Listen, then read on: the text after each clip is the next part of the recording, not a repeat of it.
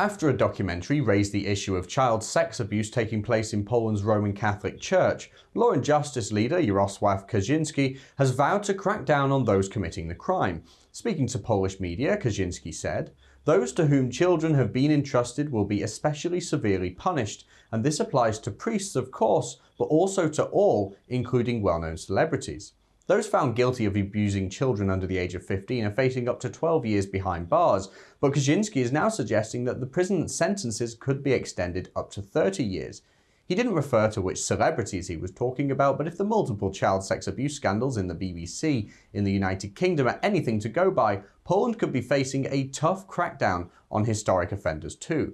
The documentary that triggered the move, Just Don't Tell Anyone, aired on YouTube and was seen more than 4 million times in just 24 hours. The numbers now, of course, are through the roof. The 2-hour film contains hidden camera footage of adults who were abused as children confronting the priests who abused them. Some priests apologized, admitted their crimes, and even suggested financial compensation to settle the issue. Others just denied the crimes. Understandably, it sent a shockwave through the country. This is a nation that's deeply religious, being hit by a scandal that's already been seen by the United States and the UK, and many other countries across the West. But Kaczynski's call to action against those found guilty of this crime shows that Poland remains tough and objective in this cause. Kaczynski and his party stand side by side with the priests and bishops. He said himself that there is no Poland without the church, but those who have committed this crime will be dealt with under the full weight of the law, and it just makes me wish that the politicians in the UK were willing to show this same toughness on Muslim grooming gangs.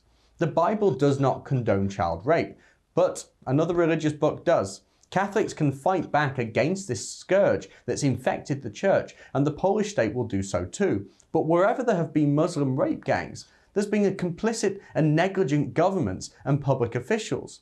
In the UK, the J Report, an official report commissioned by the government into a grooming scandal in Rotherham, Yorkshire, found that the police were tearing up reports of grooming and ignoring cases because of a systemic fear of being called racist.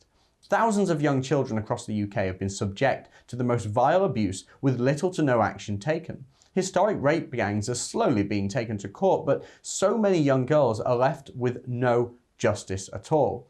The case of Charlene Downs is just one example, a young teenager who was kidnapped, raped and murdered in Blackpool, but technicalities saw the men who were believed to have killed her and disposed of her body walked free. This is all too common, and the government still hasn't stopped this grooming from continuing.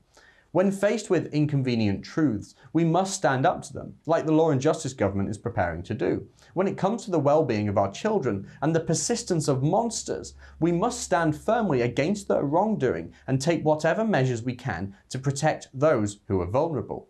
Western nations have consistently failed to protect children. Grooming continues to this day, and if a Catholic nation like Poland can admit that there's a problem and start implementing even tougher sentences against those who are complicit in these wicked crimes, then there is no excuse for Western nations to continue ignoring the industrial-scale abuse that children are experiencing at the hands of alien rape gangs. Poland continues to set an example for the West on immigration, on identity, and on the protection of its own people.